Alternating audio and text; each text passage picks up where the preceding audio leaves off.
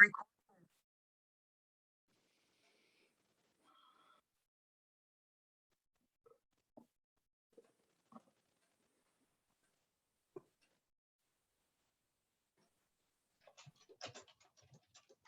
Edie. Hello.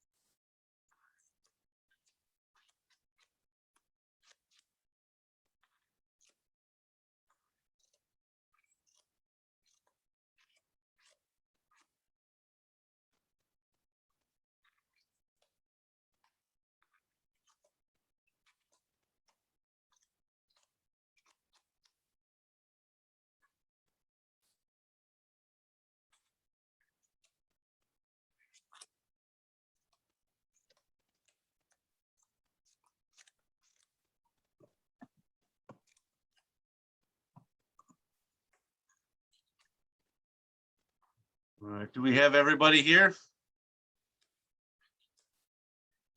Here's that all our full Health and Human Services Board is here. Oh, I see at least 4 of us. 5. All right. Well, then I'll go ahead and call this meeting to order. Was the agenda properly posted? Yes, it was.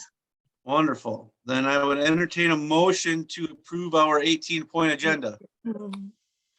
I'll make a motion to approve the 18-point agenda. Yeah, motion by Second that. Diane Cox and seconded by Ingrid Glassburner. Yes. Wonderful. All those in favor signify by saying aye. Hi. Aye. Opposed, nay. Motion carries. Approve our August 12th, 2021 Health and Human Services Board minutes. Is there any additions or corrections to our August meeting? We did not have a September meeting. Hearing those, a motion would be appropriate to approve those minutes.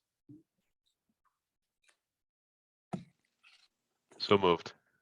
Tim. A motion by Timothy Gotchel. Is there a second? Second. I'll second.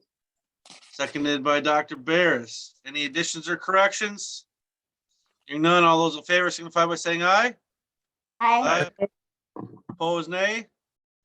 Motion carries. So agenda item number 3, are there any citizen comments? Are there any citizen comments?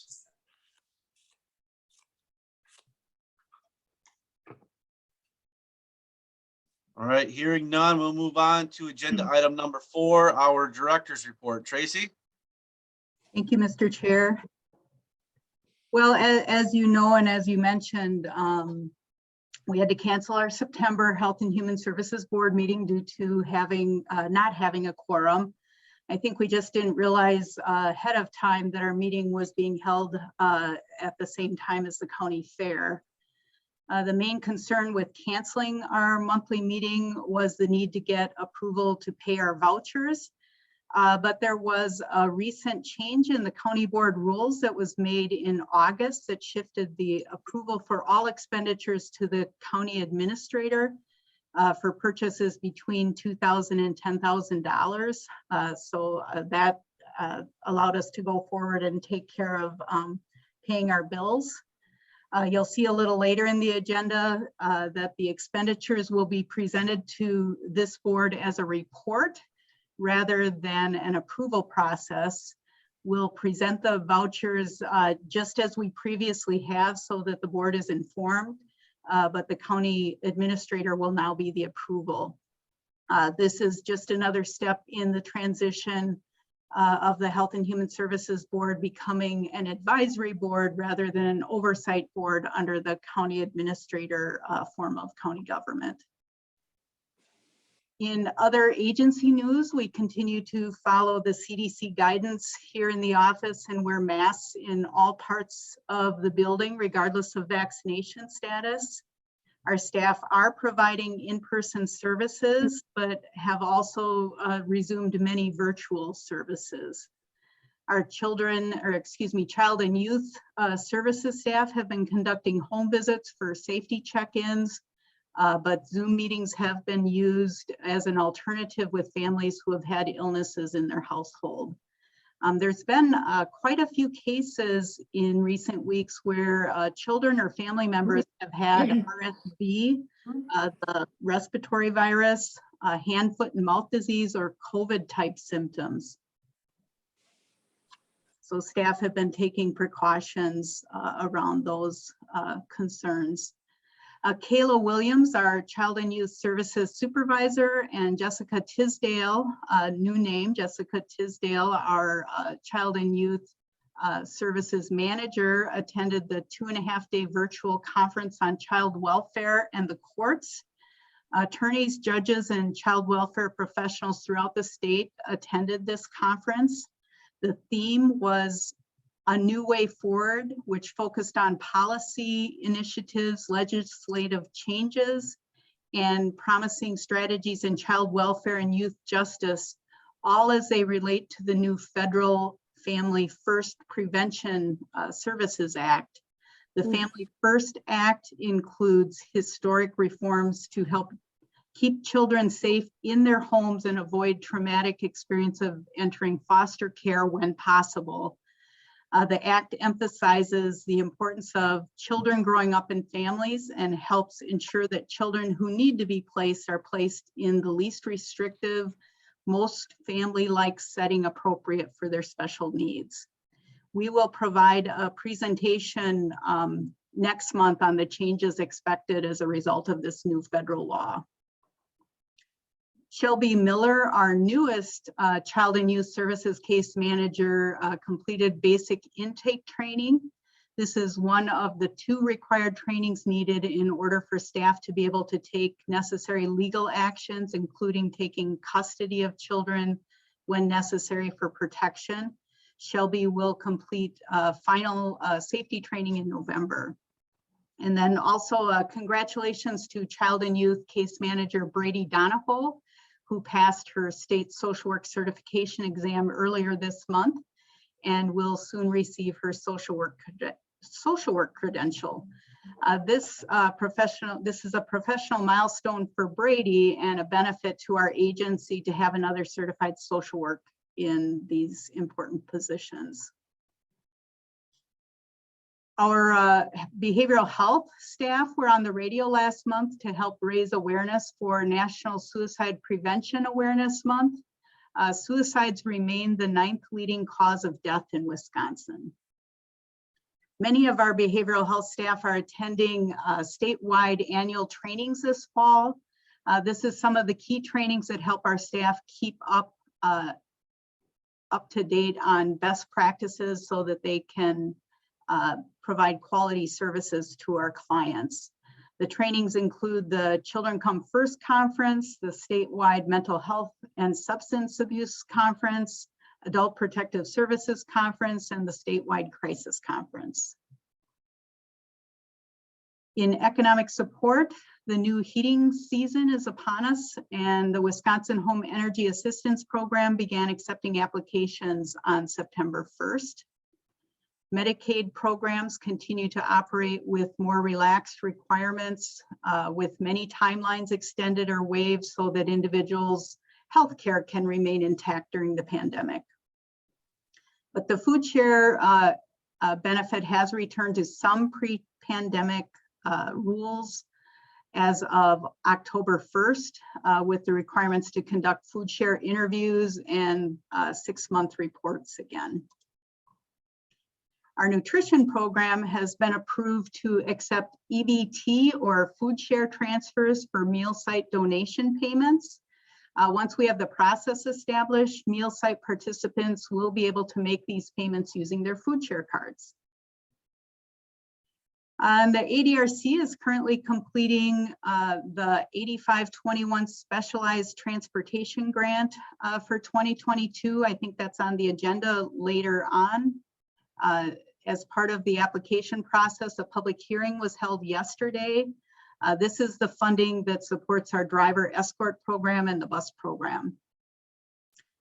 And the ADRC also completed another step in finalizing the Richland County 2022-2024 aging plan.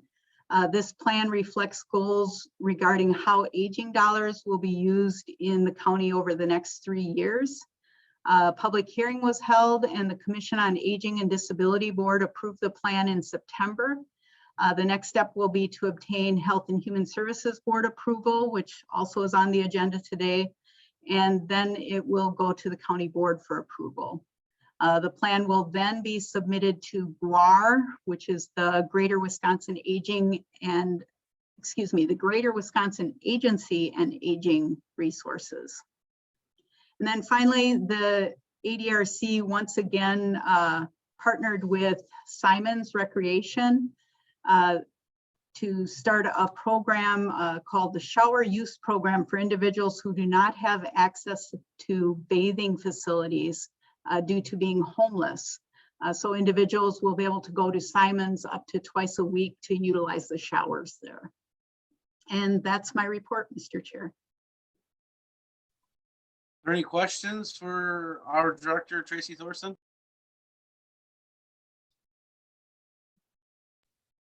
Wonderful. Thank you, Tracy, for your report.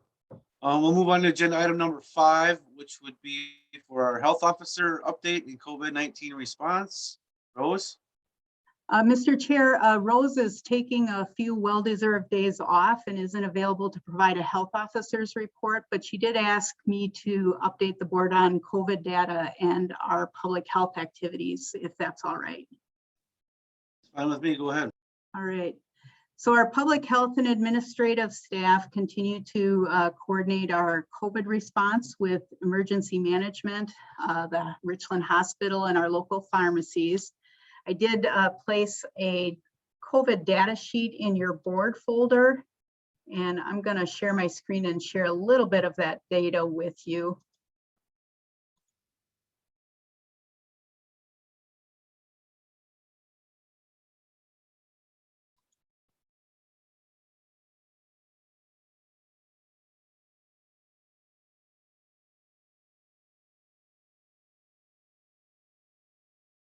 So with regard to the COVID cases, the case activity level for Richland County has remained critically high for the last 4 weeks.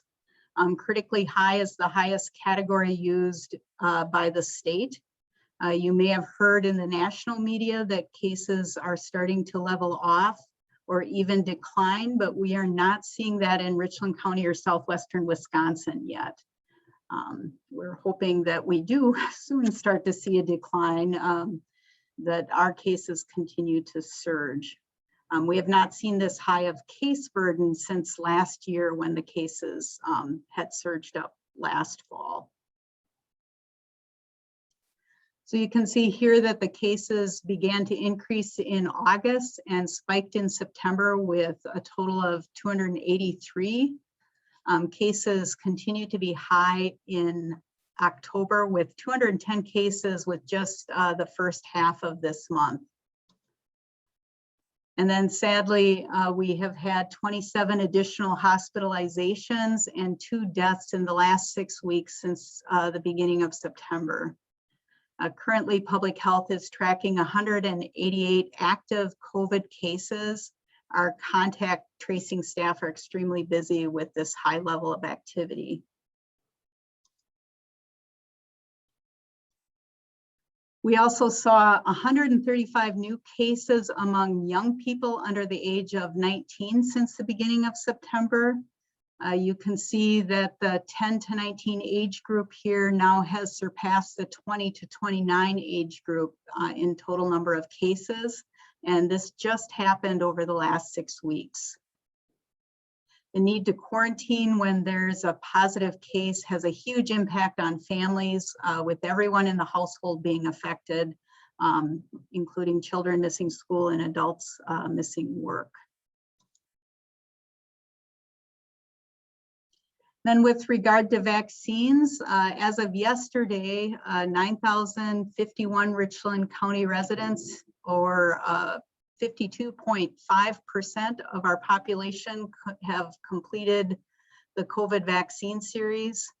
Our staff began providing Pfizer booster doses once the FDA authorized them in the last week of September. Our weekly vaccine clinic is held every Wednesday from 8:30 to 4:30 and has been seeing around 90 individuals per week, primarily for boosters, but some are also coming for first and second doses of the COVID vaccine. In addition to our regular Wednesday vaccine clinic that's held here, Health and Human Services also provided a special booster clinic for EMS, fire, and law enforcement personnel last evening. And it is planning to provide a special clinic for educators next Wednesday evening. The number of individuals seeking to get vaccinated other than boosters and additional doses has really slowed, but we do see some still seeking to get vaccinated. And that is my report on behalf of Rose, Mr. Chair. Okay, thank you, Tracy. Is there any discussion or questions for Tracy?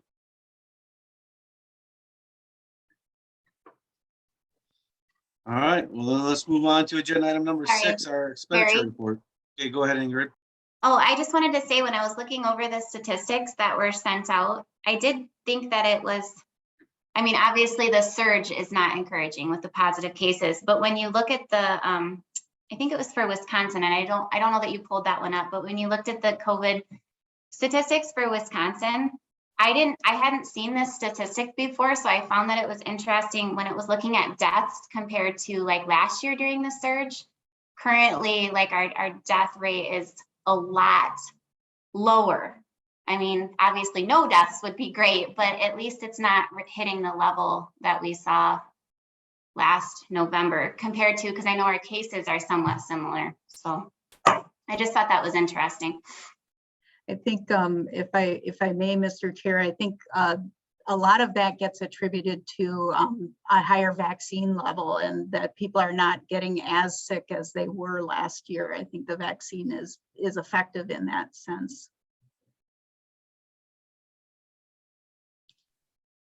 Any further discussion or talking points for Tracy on our health officer report? Okay, then we'll move on to agenda item number 6, our expenditure report. Sure, that's me. And as Tracy mentioned earlier, this was last month in September. These vouchers were approved through the new process with the county administrator, and the same thing happened this month. All of these have already been approved by Clint, and we got back our approval, and Kathy already has the checks in hand getting ready to mail out. As Tracy mentioned, I'll go ahead and I'll go through some highlights just so you guys kind of know what the money is being spent on. So if you look at the board handout that was loaded, if you go to page 1 and 2, you can kind of know that those are our standard mileage reimbursements for our volunteer drivers. Nothing super exciting there. If you look at page 3, number 32 was some advertising that we did, and Miranda and Angie can tell me if I'm wrong on that, but it looked like it was advertising we did for recruiting an RN in behavioral health. That was number 32. Number 24, that was an annual fee that we used to maintain it was for what's called Smart Vault. It was a fee that we pay for a web app, a web portal that's used by the 3 counties in the Wisconsin River Consortium for CCS. It's a place where they can share documents and other items of interest to all those counties in the consortium. I just want to note too that the ones that I'm going through now, I think through the end of page, or through, through to page 5, are all credit card charges that were charged to our credit card and paid through that. So on number 3, also you'll see that there was number 1, 1325.76. That was a carry-o payment for our electronic health record system. If we move down to page 5, as you can see, the $5,568.88, that was for the total of the credit card charges, and like I just highlighted a couple of the higher charges there. Page 5 also, there's number 28, $550 to Cottingham and Butler. That was for they did a analysis of possibly reclassifying the elder benefit specialists and disability benefit specialist positions. And then finally on number 5, the $1,370.29 total to GFC Leasing, that's our copier. If we go down now to, oh wait, let me see, let's go back. It must be page 6. On page 6, yes, page 6, number 25, was for the purchase of a prescription drug drop box that was used in the drug take back outreach efforts. This was purchased through grant dollars. Also on page 6, number 34 was $520. That's something that is new that we did this, that we started this year, doing lead assessments in homes. And this is actually something that we were completely reimbursed by Medicaid for. So now we can jump all the way to page 8. On page 8, you'll see the Richland Observer total of $690.73. So that's just various ads for the drug take back outreach efforts and several vacant position recruitments. It's also for required public hearing announcements that had to be done for the next aging plan.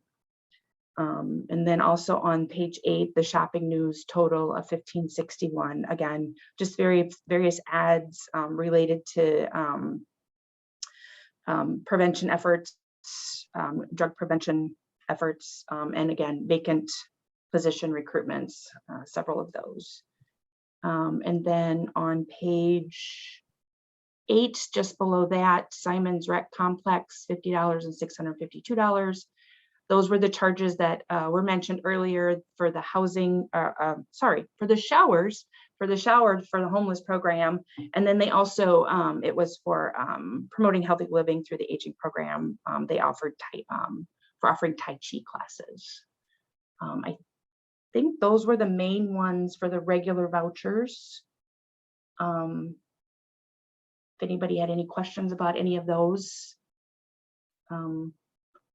Again, Clint's already approved these, so this is just a report out. Also wanted to report out on some of the previously paid vouchers. So if you go all the way to the end there, page 10.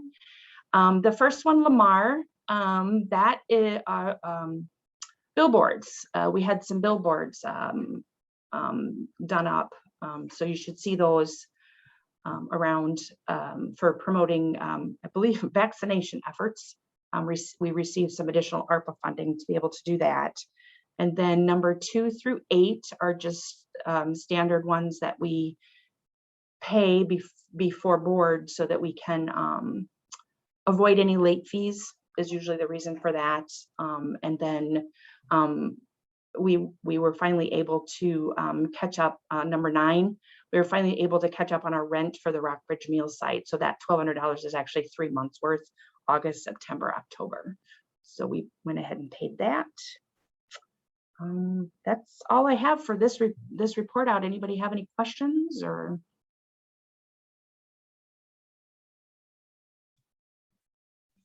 No? Yay. Thank Thanks. you, Stephanie. Let's move on to agenda item number 7, our 2021 budget summary, and we have our county replacement report after that. So it's me. I didn't even take myself off mute. Okay, so the budget report for this month, let me grab my other cheat sheet here. We can kind of start out by looking at expenses. That's also out as a handout out there. If we start by looking at expenses for the current month, we should be at about 75% spent. As you can see, several of the lines are below that, and there's a few reasons for that. For example, building and operations is very low because we have yet to see the end of. Excuse me, Stephanie. Yep. I think we're supposed to be seeing this on the screen. Are you okay? Let me try again. I apologize. I thought I had it. No, that's okay. Unless you want me to share it. Do you want me to share it? Got it? There it is. Great. Thanks, Tracy. So this is so like I said, under building and operations, that one of the biggest things that hasn't hit the books yet is all the workman's comp, all those different insurances that we have to pay. So that's the reason for that being so low. We did get an email that we should see that hit the books in October. So that should show up next month. So that's kind of low. On the opposite end of that, one that's not low actually is public health, and that's obviously expected with all of the COVID work that's being done. But just know that we do have revenue that we're able to draw down to cover that through lots of pots of money through ARPA. And then again, some of the reasons for the lower numbers in like economic support, children's unit, I know like in APS, in adult protective services is really low. We've had vacancies, so we were without a APS worker for quite some time, and now we have Joe Scribbins on board, so that'll be helpful. And then some of the other like birth to 3, CLTS. I know in CLTS, well, in birth to 3, we had budgeted for an educator that we ended up not hiring, so that would explain being a little bit lower. in that. And then in CLTS, we're just not using some of the contracted services that we would use normally. And then if you'll note, CCS is a little bit above the 75% again, but that is because that program is increasing. The overall utilization has increased in that program, but with CCS, we do have revenue to offset that. So that's the first column, the first section on expenses. If you move to the middle, we look at revenue. So this is revenue received. The received revenue is revenue received through September 30th. And then we plug in anticipated revenue, which is basically revenue that we've done our claiming for. We just haven't seen it come in and show as a deposit yet. And so that's what, so with that, our revenue is at the $4.9 million. We subtract our expenses, including our anticipated expenses, which include like the chargebacks from Winnebago. They take those out of our claim, and then we'll get that back when we do a journal entry transfer later. So right now, we're currently looking at a core budget year-end projection after all that works itself out of about $66,000. And that's the budget report. Anybody have any questions or? This is my first time, so I was supposed to do it last month and that didn't happen. So hopefully I did all right. Tracy, you want to do our placement report? Perfect, thanks. Will. So you'll see that our adult institutional placements have been low the last couple of months. This is again through August, so we don't have all the data for September to provide in this report.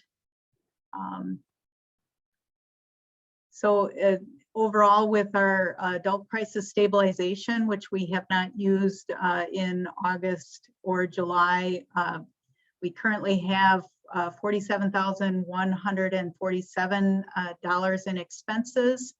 The adult institutional expenses are $81,608. I'll scroll down to community residential placements for adults.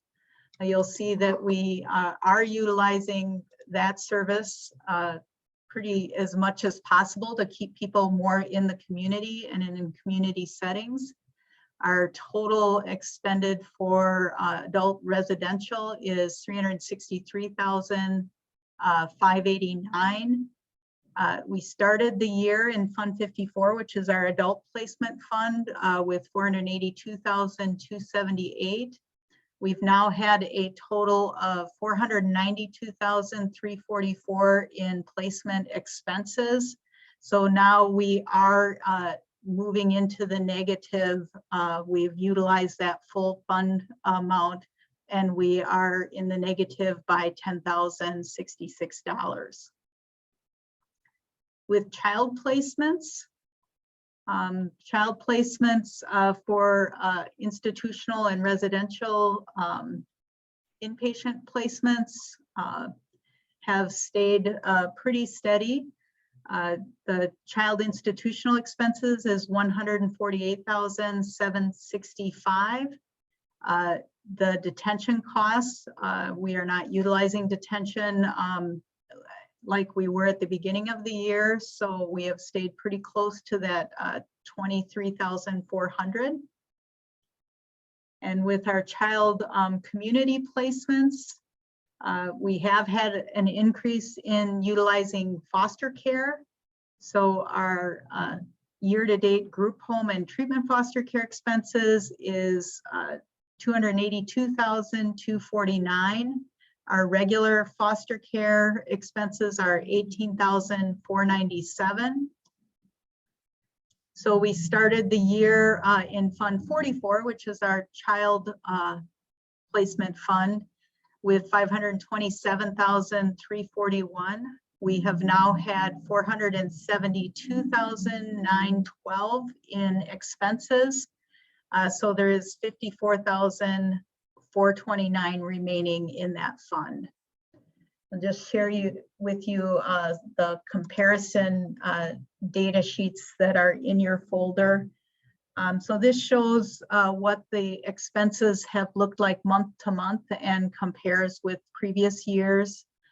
So the dark blue line is the 2021 in each month, and you can see for June, July, and August, our expenses have been lower than previous months in general. And then I'll switch screens here and show you just kind of the overall placement expenses. If all of our expenses and placements continue as they have in the first 8 months of the year, we would likely end the year at a total expense of $1,437,000.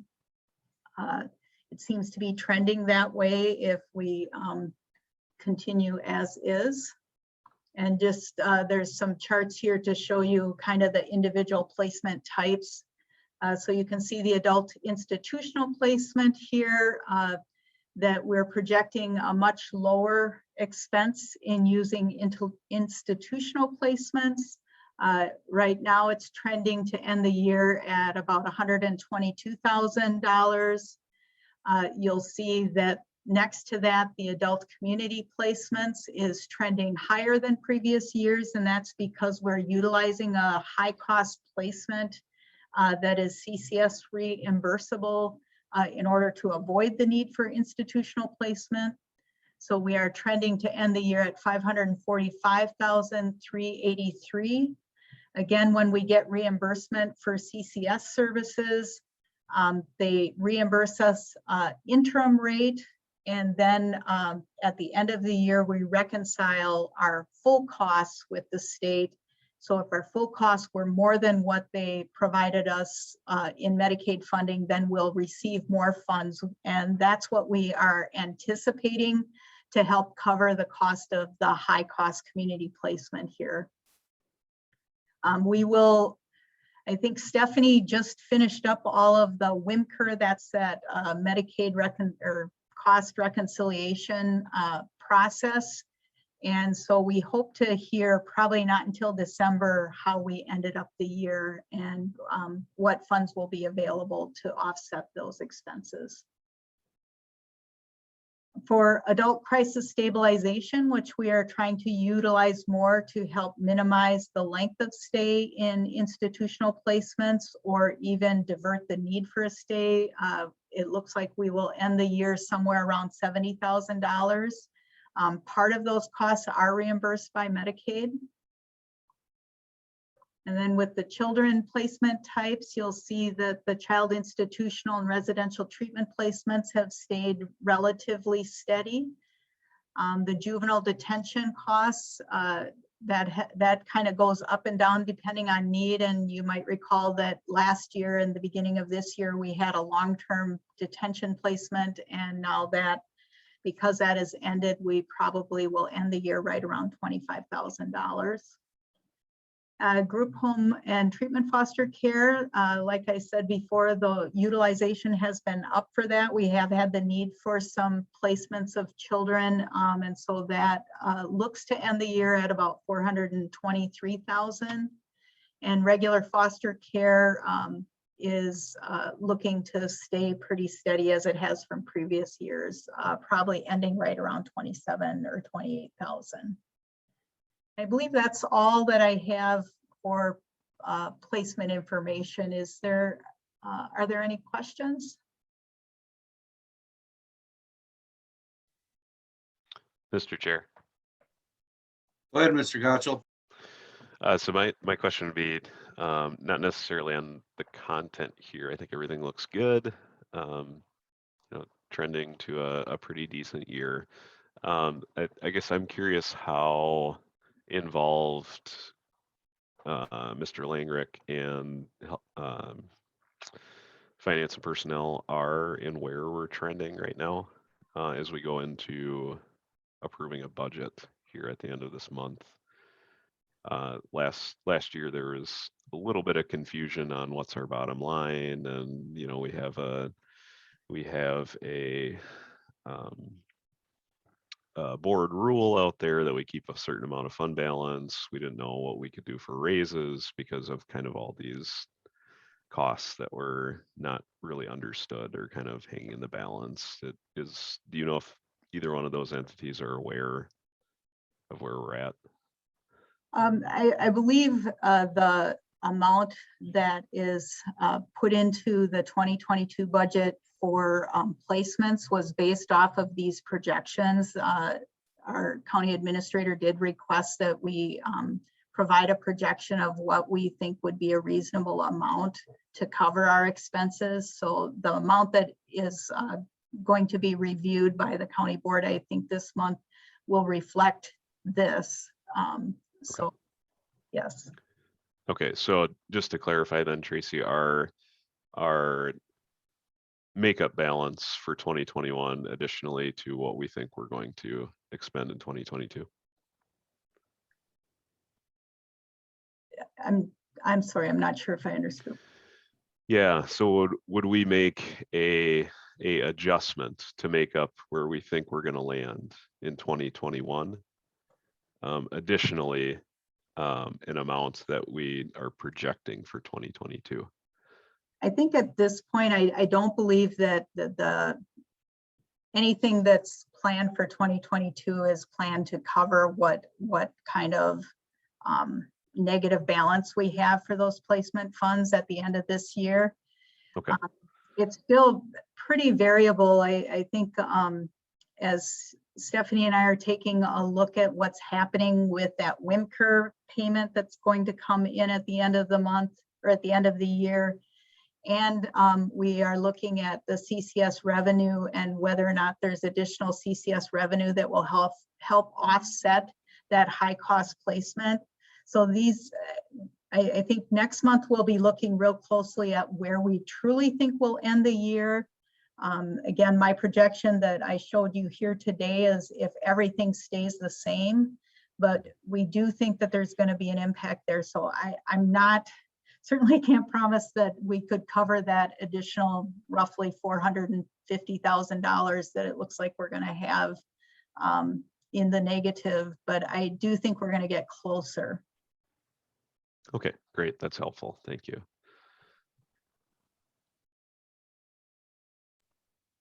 Are there any other questions? Okay, we're moving on to our 2021 contract monitoring report, which would be agenda item number 8. Good morning. There it is. So this is contract monitoring that's done for contracts over 10,000 for 2021. You'll hear a lot about 2022 contracts coming up on the agenda, but we're still closing out 2021. Bills coming in, when I looked, were through August. So our utilization that we want to look at on the far right column is 67%. So everything should be under 67%. If it's not, I will point it out. So on page 1, just about right in the middle, you'll see 107% for Fond du Lac County. That is later on the agenda. We're going to be amending that for a placement. If you go to page 2, don't have any concerns with any of those contracts there. Page 3, no concerns there either. It's going to go quick. Page 4, no concerns. Page 5, right at the top, the one I mention every month is Cario, 71%, but that, however, has been invoiced through September. So that one is going to be larger every month. They're always a month ahead of us. No other concerns on page 5. And page 6 is trending well as well. I will point out on page 6, 3 up from the bottom is the Vista Care Wisconsin contract. 67% is what I mentioned, but obviously it's just a little below that, but that also is on a contract amendment agenda later for your consideration, because we expect that to trend higher by the end of the year. Any questions? 2021 contracts?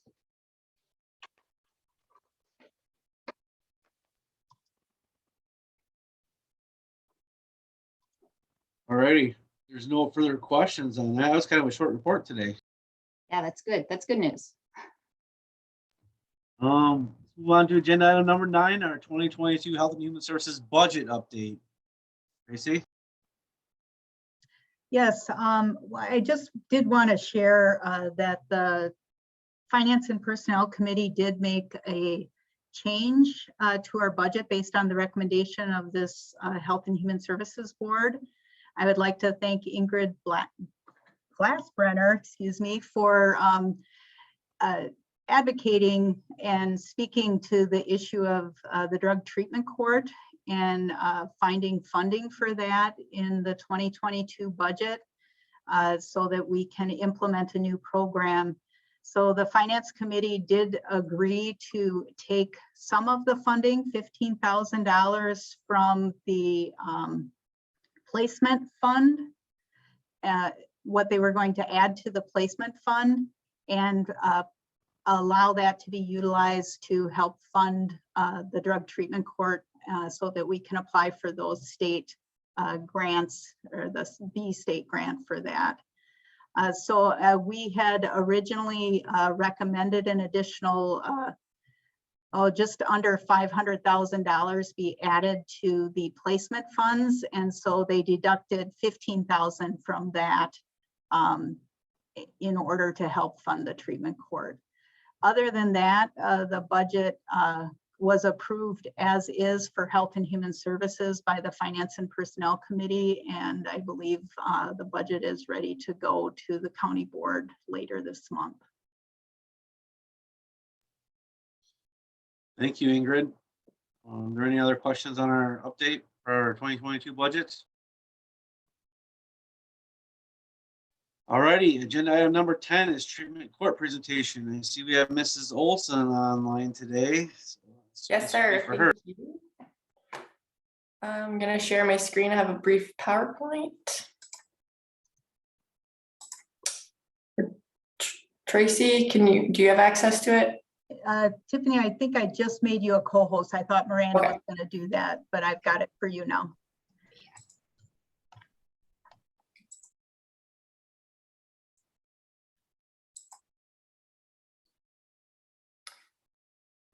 Okay. So thank you all for having me. I appreciate your continued support for this program. Extra special thank you out to Ingrid as well, as Tracy mentioned.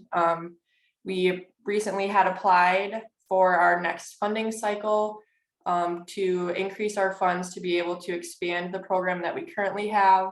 And we hope to have an answer on that application by the end of this year. So hopefully sometime in December, if not sooner. Just a brief overview again of our current programming and some changes that we'd like to see in place with the next funding cycle. So our current treatment court model has been in place since 2017. At the time, Judge Sharp and I believe the director at that time was Patrick Metz, they wrote the application. It was a 5-year funding cycle where it's competitive at the end of 5 years, but we reapplied every year. So it's been establishing of the program, getting it going and growing. Of course, we've had some curveballs, as everybody has the past couple of years with COVID, and had some changes there, but Judge Sharp has presided over the program since its beginning. The program itself is based off of state standards and national standards. Wisconsin is actually kind of ahead of the curve in the fact that it has established its own treatment court standards and has a very well-established oversight committee that is a great resource to all of the treatment courts in the state, whether they are state funded or completely county funded, even to those that receive national funding. So here's some of the key components I pulled. I'll go over the team that we have as a part of our program next, but it does involve a lot of community resources, a lot of different agencies. But for our specific program, obviously the judge is kind of seen as the program director, and then Health and Human Services is seen as the overseer of the financial piece of the program, as well as, thankfully, they house me as well. So I'm an employee of Health and Human Services. But it involves intense treatment and supervision of the participants that we have in the program. A key component as well is that they are regularly and randomly tested for substance use. This is to monitor sobriety and compliance, and to see if they are participating in appropriate levels of care at the time of participation. They appear in court every 2 weeks up until a certain phase, and then they appear monthly, and that's where their updates are given to the judge and to the team. So probation, treatment, myself, their legal representative, we take in all these updates from their team essentially and give the report to the team and to the judge, and that's where they may either be rewarded for their progress and for doing well, or sometimes they are sanctioned for some violations. But the overall aspect of the program is honesty and to be held accountable, as well as for this program to be long-standing. So it is a 14-month minimum program that has participation based on your successful completion of certain components during each phase, as well as progress through treatment. But at minimum, it's at least 14 months long. This is just an overview of who we currently have on our sobriety court team. You'll hear me say treatment court and sobriety court kind of interchangeably, and then, with the addition, hopefully, of a drug court, but all of these kind of fall under the treatment court model. So this is our current team. Again, we have Judge Sharp. We have 2 representatives from the DA's office with their victim witness coordinator, Andrea Fields, and our district attorney, Jennifer Harper. Our current probation agent on the team is Rachel Bogdan. We also have Lisa McDougall as the state public defender. For our local law enforcement involved, we have investigator Toby Johnson from the Sheriff's Department and Detective Jason Pilla from the Police Department. Here from Health and Human Services, we put forth a portion of a treatment provider, which is at this time Trisha Morzenti, myself in the coordinator position, and we've also kept on. Part of our team from the very beginning is Sue Larson. So she was with Paquette Center, and now she's with New Day Counseling, her own business, but there's no funding essentially to have her on the team. So as you can see, this is a lot of different agencies and people that put forth their time and energy into this program. Some counties have had a lot of trouble maintaining a strong team. And I'm thankful that Richland County can say over the past 5 years, we've had no waiver in any of these agencies and their buy-in. So that's very huge part of the program. We wouldn't be able to do it without any of these key agencies involved.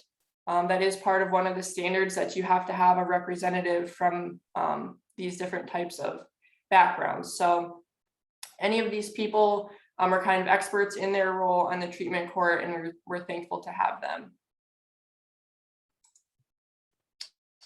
Just a quick look into our current program, who is accepted or denied. So over the past 5 years, we've really had a focus on alcohol-based offenses, specifically OWIs. We have had a caveat in our program, different from other counties, to allow for just alcohol based offenses in general, not necessarily OWIs.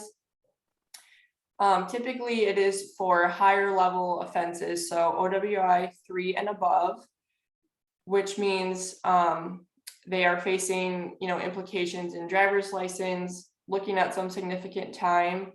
And a big part of this program is for kind of forced sobriety in a sense during the program, but hoping for long-term sobriety, assisting to get driver's license back if they're able, and really kind of having the wraparound approach for these individuals in the program.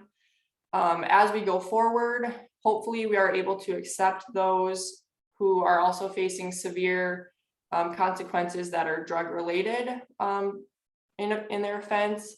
So typically it's felony level offenses. And we do that just so, in a sense, it's a bigger carrot for us, where they do get the minimum sentencing time as a part of their agreement to participate in this program. So we find if they have, less of a carrot essentially, then there's more consideration to, why would I put myself through this program instead of just serving my time and getting through it. But that's kind of the treatment court model, is for those higher risk, higher need individuals that are essentially facing longer term jail stays, or most of the time it would be some type of prison sentence. Again, we've seen a variation in our population, but in the original application and from the very beginning, we've always kind of attempted to have a max population of 12 to 15 individuals. We were at that number off and on over the past couple of years, but then it has wavered with different things. Again, this is a 14-month program, so depending on where individuals are at in the program, it also may be appropriate for us to have maybe more or less. At this time in the program, currently, we do have more individuals towards the later half of the program of their 5 phases. And we are just starting with a few new referrals. The entire program is based off of evidence-based practices and assessments. Again, a shout out to the state board and council that kind of really does a good job in establishing standards. They host a lot of trainings. We have an annual team training, an annual coordinator training, and then they offer so many resources that kind of come down to you from the national level. Some of the financial aspect from the program that you may see more regularly is that we purchase different types of incentives to give out, whether it be gas cards from Quick Trip, restaurant gift cards. That we also have recently purchased like some other type of like family-based incentives where they could go participate. So when the circus came to town, that was something that we thought would be a great incentive to give out. A lot of our individuals have families, and that was a really well-received incentive to share. Again, the program is based and founded on structure, support, and treatment. It takes a lot of aspects from a lot of individuals for this program to continue. So we are super thankful to have the continued support from all avenues. Again, you may have heard some about the new application cycle that we are participating in. Fingers crossed, we have a successful answer, and the answer that we are looking for here in December to say that we are approved for the amount of money that we applied for and for the program that we would like to have going forward. At this time, Judge Sharp remains the project director, and we're thankful to have Stephanie Runfelt on as our financial officer as she's transitioned to her new position. But even behind those individuals, with Miranda and Tracy's support, this program really does involve a lot of individuals and the board support as well as we go forward.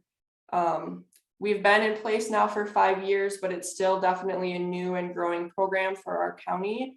So there will be changes to come, but it is, again, as a backdrop of our program, just to know that that support is there from all of the key players. And I do say that to community members in our meetings with our participants.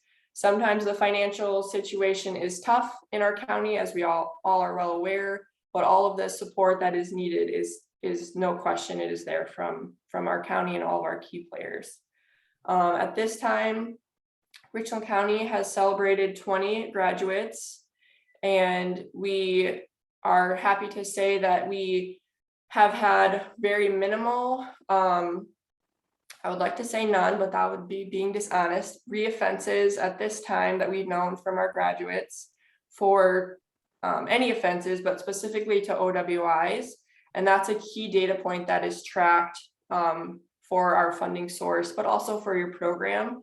You can follow these individuals going forward. And then that's how you know one of your data points is if they have recidivated or reoffended for an OWI. Again, our population is based on alcohol offenses at this time. So we've seen any offenses participate from bail jumping to an OWI 7. There has been some statute changes with legislation in the past year actually, that has made it a little bit difficult for OWI 5 and 6 to participate. That is something at the state level that they're really trying to change. Instead of having a mandatory prison sentence, which is kind of counterintuitive to this whole treatment court model, to really make those changes so they have the opportunity to participate in this intensive program. So that's some of the implications on sentencing currently. Another big issue that we've seen in our population that we've served is the changes in late in 2018 that really impacted individuals' driver's license. So as of December of 2018, if an individual is sentenced for an OWI 4th offense or higher, they essentially lose their license for lifetime or 10 years. And that's really been an issue for our population and the people that we serve, especially in our area. As we know, transportation is huge, but that we did see kind of a change in motivation too around that time for participating in this program, because it's not something, if they participate in, we can, have a workaround to get their license back, which is really unfortunate. But that's kind of where we've been at over the past couple of years. Right now we have 7 participants, again, kind of towards the later part, but we are taking new applications and we are just starting with a couple new individuals. This is just a good visual, I think, from the National Center for DWI Courts in regards to dollars. For example, it says, and this is from 2016, so an updated data may show better numbers, but for example, $3.19 is saved for every $1 invested in a DWI courts, and just the impact that it has on recidivism for the DUI offense itself, which we know is a huge piece for community safety. Our county, again, has been serving this population and have this program for about 5 years. And we are looking to put together as well some additional data points as we move forward into our next 5-year funding cycle. But this is just kind of a national pool of data for you to see the impacts that it has. I would like to extend an invitation to you all to join our next graduation ceremony. Is in 2 weeks on October 27th at 10 a.m. in the main courtroom. If that's as well, our court is held every 2 weeks at 10 a.m. in the main courtroom. At this time, we are still in person. Most other things other than jury trials have reverted back to Zoom only. But Sobriety Court is an open court session, so at any time, anyone from the community, from our board, is welcome to attend and observe, just to kind of get an idea of what that looks like. It really is a unique model and is much different than a regular court session that you would attend. But we are happy to have this graduation occur in person. We did have a couple graduations occur when we were fully Zoom and tried to make the best of it, but we're really looking forward to being able to celebrate with this participant in person. So please feel free to join if you are able. And I just linked a couple websites that are a big part of our program where we get our information and guidance and data. So those are available as well. But if you have any questions, please feel free to let me know or reach out at any time. And again, we always encourage you to observe or ask questions, but we are so thankful for your support. And I just want to make sure that is heard.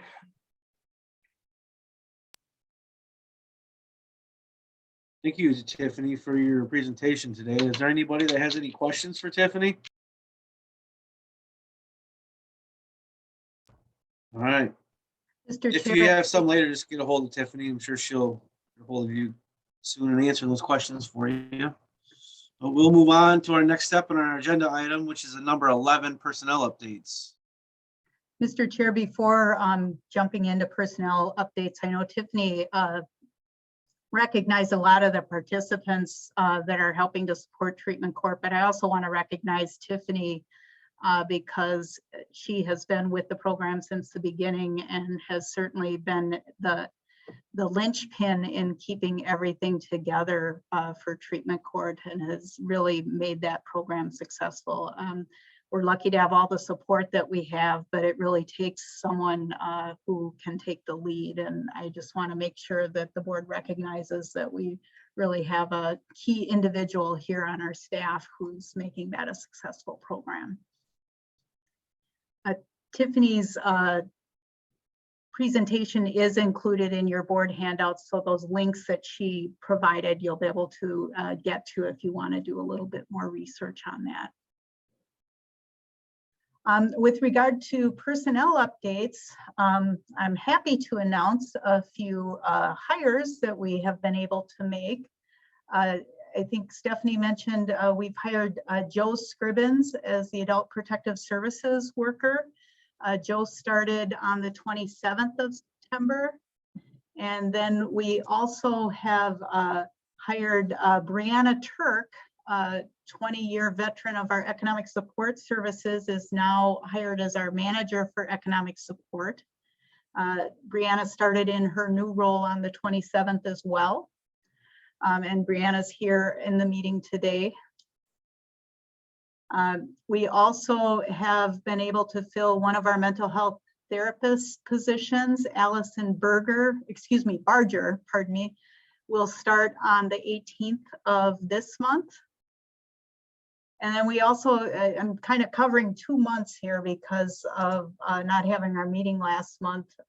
We have a few individuals who've successfully completed their probationary periods. So Jennifer Hamjay, the Information and Assistance Specialist, and Kelly Mormon, Economic Support Specialist, both completed their probationary period on the 8th of September.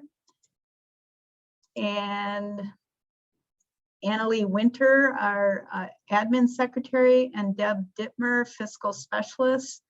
Annalie completed her probationary period on the 5th of this month, and Deb, who moved into the Fiscal Specialist, that was a 3-month internal transfer, will complete on the 19th.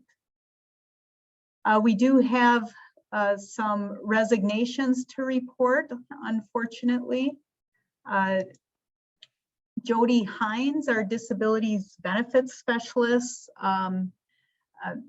moved on to another position in the community and ended effective the 1st of October. And Laura Radeska, Service Facilitator in CCS, will need to resign as of the 15th of this month. We have, I think that's all of the personnel updates. I don't think I missed anything, but we still have quite a few vacant positions here at Health and Human Services, including our ADRC driver escort position, which we're currently advertising for. We're advertising for the Disability Benefits Specialist.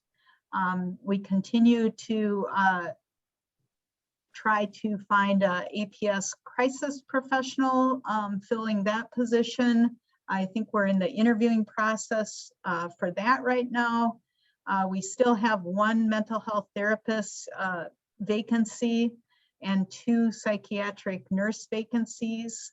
We have 1 vacancy in the Child and Youth Services for a case manager position and 2 economic support specialist positions. All other positions that are included in the memos that Angie provides are currently on hold, and we're not seeking to fill them because we do not have the budget dollars to fund them. I believe that's everything for personnel updates, Mr. Chair. Thank you, Tracy. Is there any questions from any board members? All right, we'll move on to agenda item number 12, or quarterly review of Health and Human Services organizational chart. Is that something that Angie presented? Yeah, there it is. Okay, so I've updated this. I know I gave this to you guys last month, but I then updated it again for this month so we could look at any new activity that happened since. So if we go to page 2, which would be administration and building operations, the second column, you'll see the green individuals. Veronica Olson is the second block. She was recently hired for that full-time county position and sitting up front. It's the only change on that page.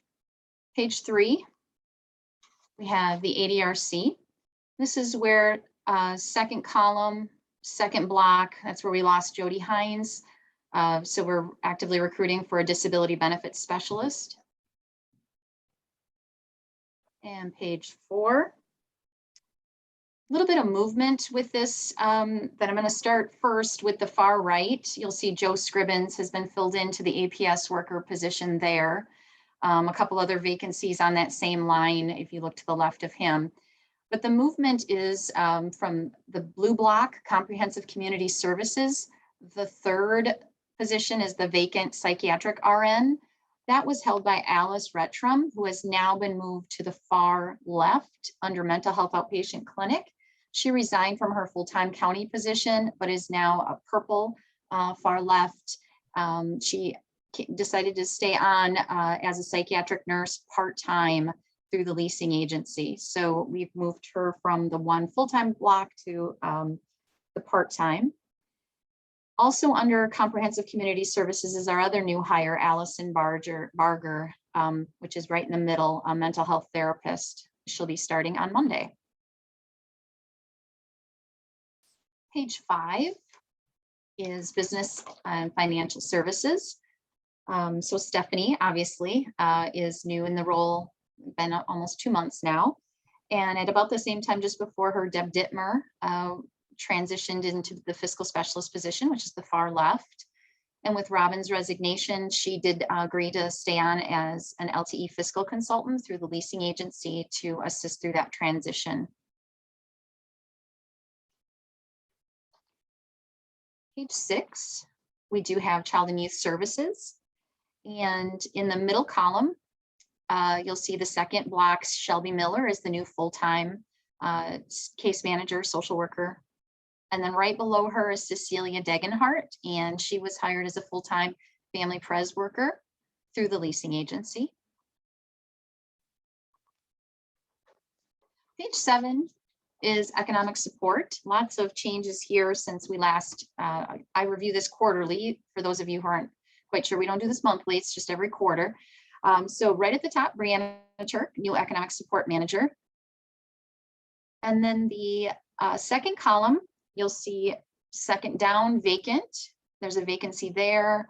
And then a few more down, there's another vacancy. So those are those 2 economic support specialist vacancies. We've accepted applications. We're looking at interviewing in a week or so to fill those 2. And then right in the middle, you'll see a Connie Ostrowski and Crystal Adams. Those were new hires since we've last reviewed this org chart.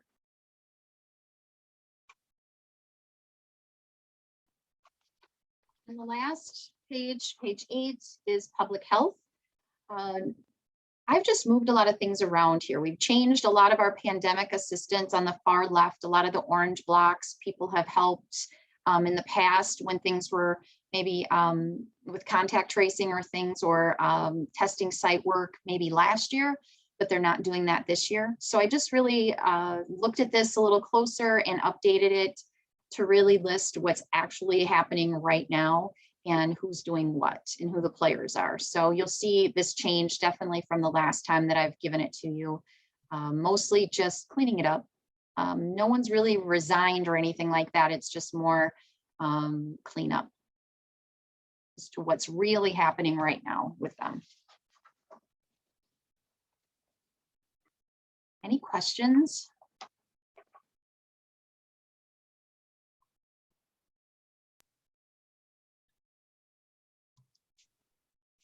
All right. There's not any further questions. We'll move on to number 13, which is approve Health and Human Services contracts. We have A through F. That's why I was really quick with my contract monitoring report this morning, because you're going to hear a lot about contracts now. So 13A though is actually activity that we need to get approved for 2021. So not thinking about 2022 yet. These were the two contracts that we need to amend that I talked about a little bit earlier. They will both require county board approval because they are quite large. First one is Jess. Did you want to go ahead and explain, Jess, what's going on there? Sure. So we had inadvertently asked for two separate contacts through Fond du Lac County and realized at a later date that they were actually billing everything through Fond du Lac County. So we've been utilizing Fond du Lac County for the past year for 3 different services, which would include secure detention, the PACE program, and then for a group home that's licensed through the PACE program or through Fond du Lac County. We did not realize that the group home was licensed through the county and billed through the county. So we had actually had 2 separate contracts going, although it was billed under one. So we're merely trying to rectify that situation because we did run high on that. And to get us through the end of the year, we did need to increase that contract so that it was one contract. And the second one is Vista Care. That would be under Miranda. For Vista Care, that is one of our high-cost placements. It's an adult family home that specializes in care for an individual. We had estimated lower. We had been hoping for a transition out of that placement by June of this year. Unfortunately, that has not occurred. So that's the reason for the request for the increase. It is partially funded by CCS. We do hope to recoup more of that cost through the WIMCAR process. And partially funded by levy.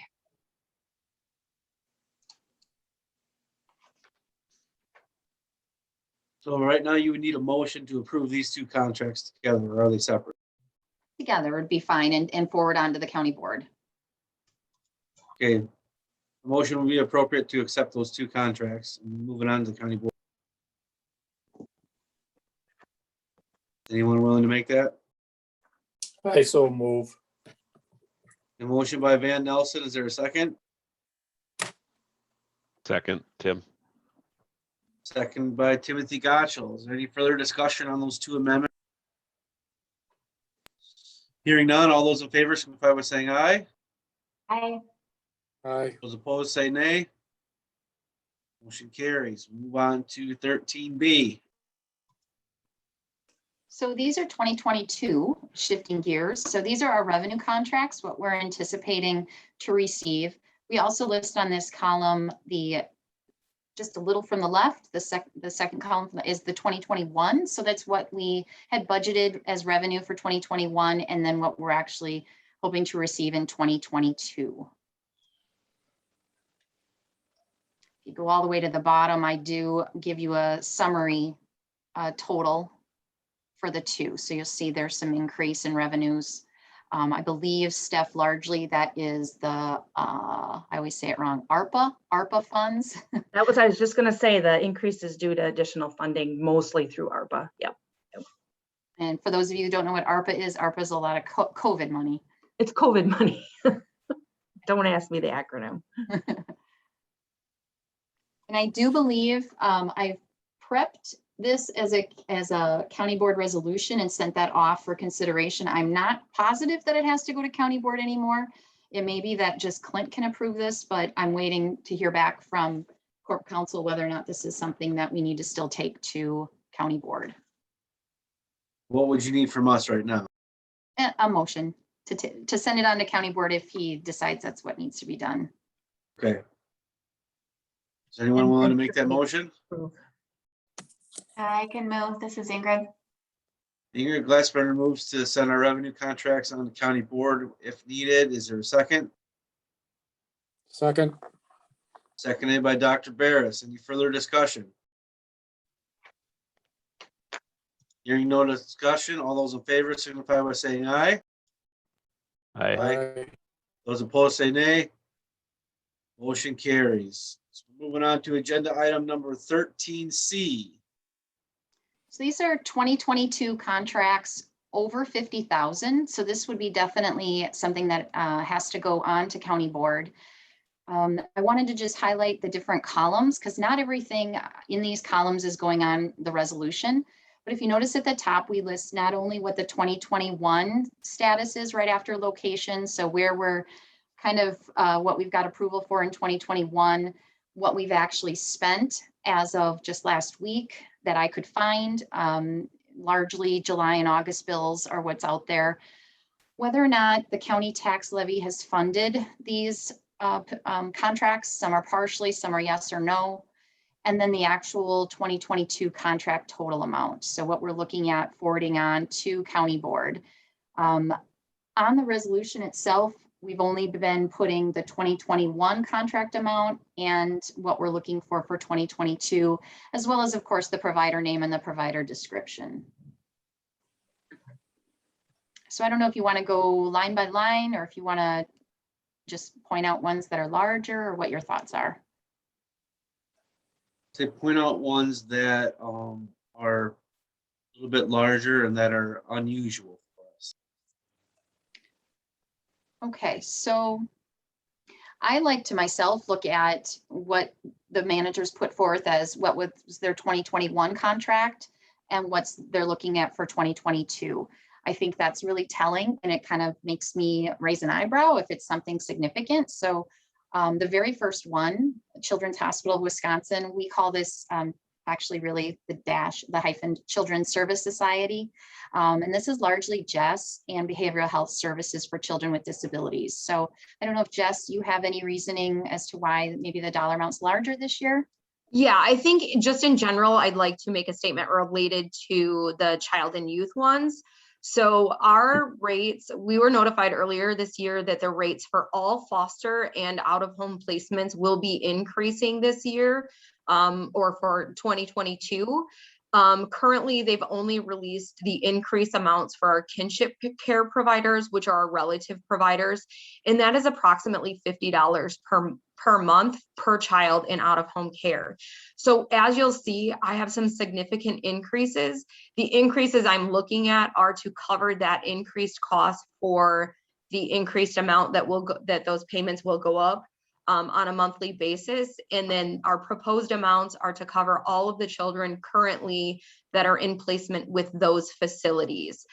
So Children's Hospital of Wisconsin, Community Care Resources, those are two that I'm asking for a relatively significant amount. And the rates for those facilities are not actually released to us until the beginning of November. So these are essentially an estimate as to what I can anticipate may be an increase in hopes that we won't have to modify them again next year.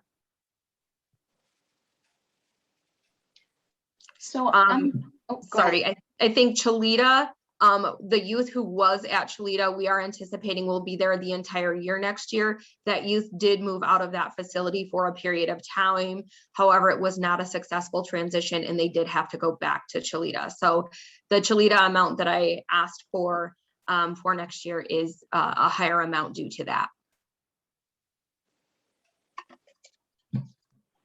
And she touched on the one right below that too, CCR, Community Care Resources. That's another treatment foster care provider. Diane's adult family home, I did notice that we may be using that. It's a little bit larger than what we have looked at for 2021, from 82,000 to 125,000. I don't know if Miranda has any intentions to put someone there or transition someone there. Yeah, we just began using this placement, I believe, in the spring of this year, and it's just in anticipation of continuing to use that placement next year.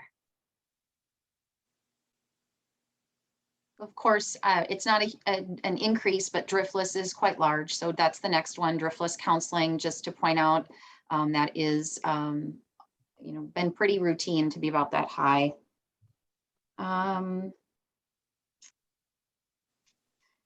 note that Memorial Hospital of Boscobel right on the bottom. I know Lori's not on, but I do know 49.5 was 2021. We just got the approval to start using them for occupational and physical therapy services to birth to 3 kids. So that was just basically for a partial year. So 75,000 should be more realistic for an entire year. That's why that one's different.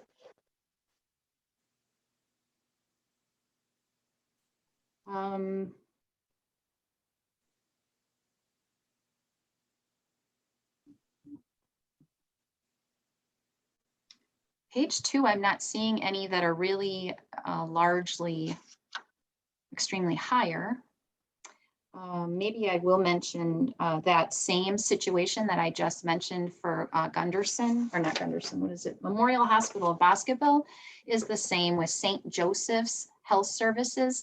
So that is the hospital in Hillsborough.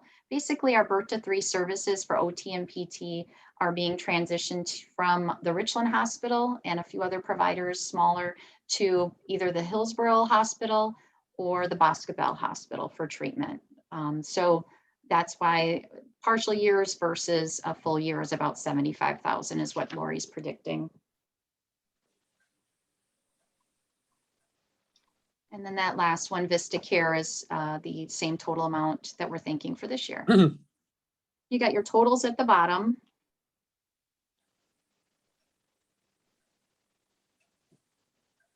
Did that help at all? Quite a big number there. Are there any questions from committee members? We would need a motion then to forward this on, I guess, to county board for approval.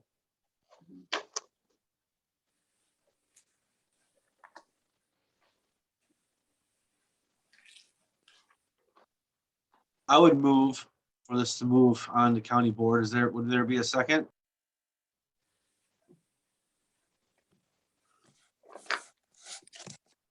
Yes, second. Okay, so we have a motion and a second to move these contracts that are greater than 50,000 onto county board. Is there any further discussion? Okay, all those in favor signify by saying aye. Aye. Aye. Aye. Opposed, say nay. Motion carries. Move on to 13D. Okay, so here we've got 2022 contracts that are less than 50,000. Know that these are over 10,000 because the next line item we'll talk about is those agreements. They're considered an agreement when they're less than $10,000, and there's different paperwork and forms that we submit to these providers. But these are in that $10,000 to $50,000 range. Same sort of breakdown that I did on the others with what the 2021 contract looked like, how much we've spent in 2021 as of last week, if they're county tax levy funded or not, yes, no, partial, and what the 2022 contract is looking like on the far right. A lot of these are really identical to what we're seeing from 2021.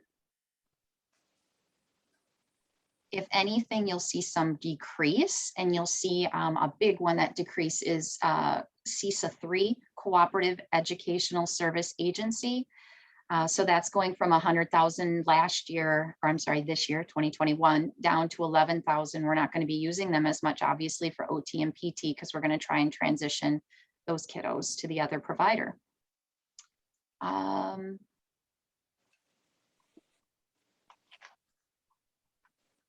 We do have some new providers. So you'll see that like the Elevation Dance Academy, that's why it's 0 for 2021.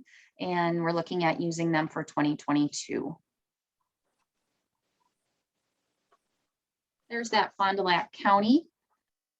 From 100,000 this year, it's going to go down to about 49.5 for next year is the anticipation.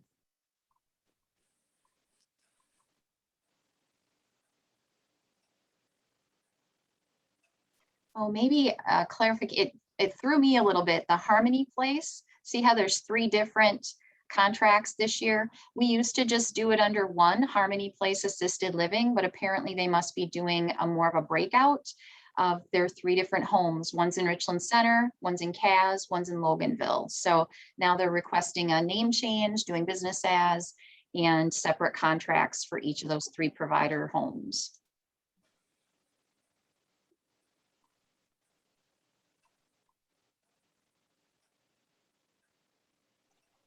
Otherwise, page 2, I'm not seeing anything that is concerning.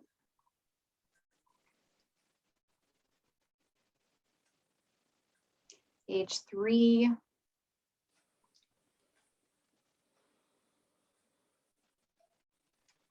Probably the one that I noticed is Schmidt Consulting. That's doubled from last year, from 15,000 to 30,000. I don't know if Miranda, you want to explain? There are some additional treatment court consultation costs included in there, and a bit of a change from when we first started working with Schmidt Consulting. We were able to work that entire cost into the treatment court grant budget. So with the anticipation of adding a drug treatment court, that cost has increased.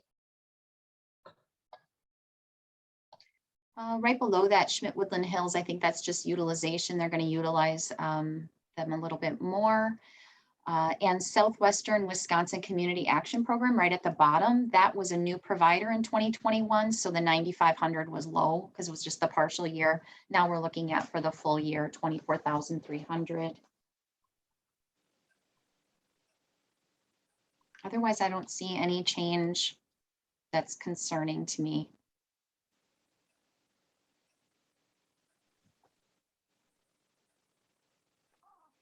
A motion would be appropriate for this one also. For next year, where contracts less than 50,000. I'll make that motion.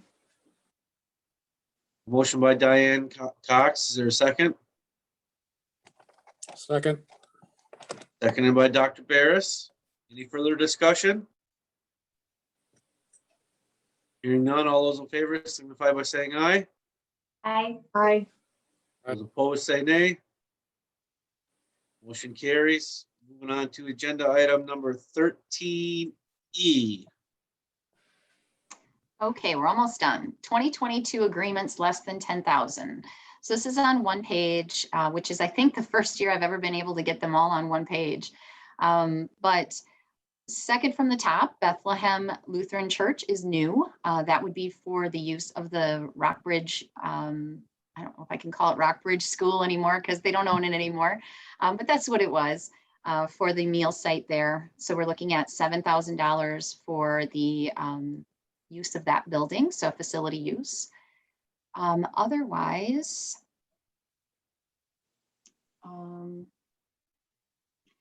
maybe we'll note as well while we're staying on the meal sites, City of Richland Center, you'll see we had a contract or agreement, I should say, in place for $9,500 for this year, 2021. Note that there is no amount expended. That is because they waived our rent for the year for that facility, even though it was used. So there's something in there where you're usually paying $200-300 a month, something like that. They waived that for 2021, but you will see that in 2022.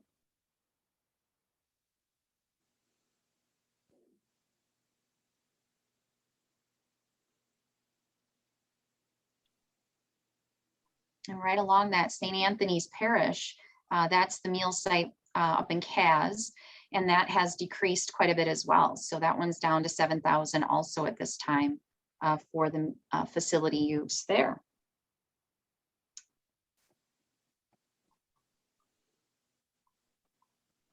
And then the recap of how much we're looking at for expenses.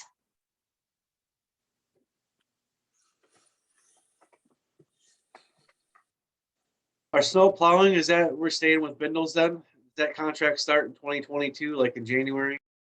Yep, so it actually was I can't remember if it was 3 or 5 years that they committed to the same dollar amount per use.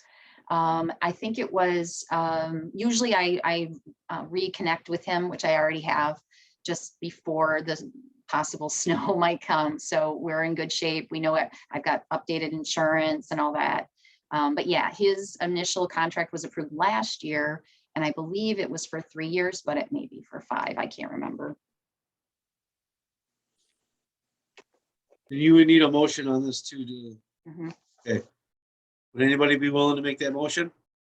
So moved. This is Ingrid. Motion by Ingrid Glassbrenner. Is there a second? I'll Second. second. Seconded by Diane Cox. Any further discussion? Hearing none, all those in favor signify by saying aye. Aye. Aye. Those opposed say nay. Motion carries. And our last agenda item of 13 is F. Yeah, so these are the MOUs, or the memorandums of understanding. These are basically, we can't contract with ourselves, but we do need to have an agreement in place, or an MOU, as to what we're going to spend and how things are going to play out with that relationship. So Richland County Food Service is listed there, going up slightly from 2021 to 2022, looking at about 130,000 for the senior nutrition program meals. And then Simon's Rec Complex, virtually the same. And you can see what we're using them for out there. ADRC providers and CCS use as well, so. All right. Is there a motion? I'll move. Dr. Barris moves for approving our memorandum of understanding. Is there a second? Second. Seconded by Van Nelson. Is there any further discussion on memorandum of understanding?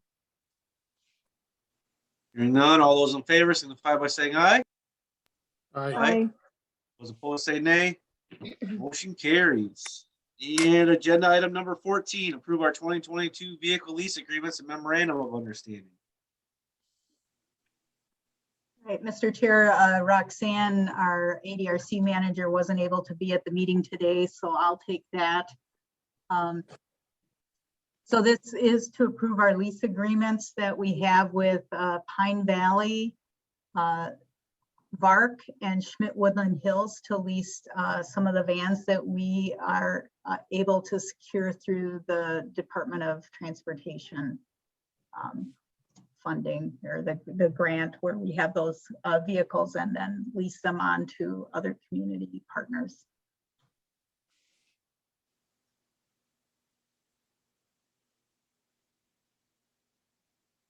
Any further discussions on this? Anybody got any questions?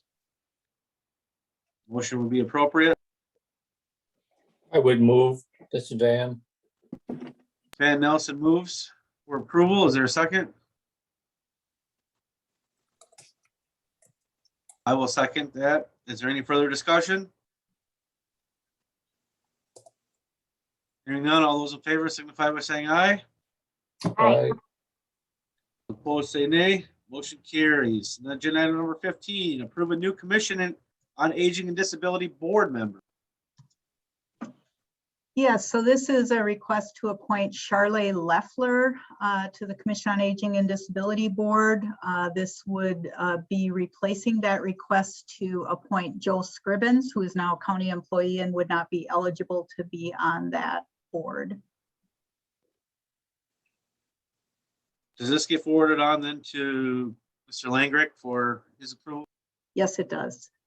Okay, would anybody be willing to make a motion for our recommendation to Mr. Langrick, County Administrator, for Charlene Leffler to be in this position on Commission on Aging Disability?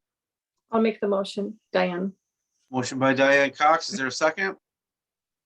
I can second. Seconded by Ingrid Glassbrenner. Any further discussion? Hearing none, all those in favor signify by saying aye. Aye. Aye. Opposed say nay.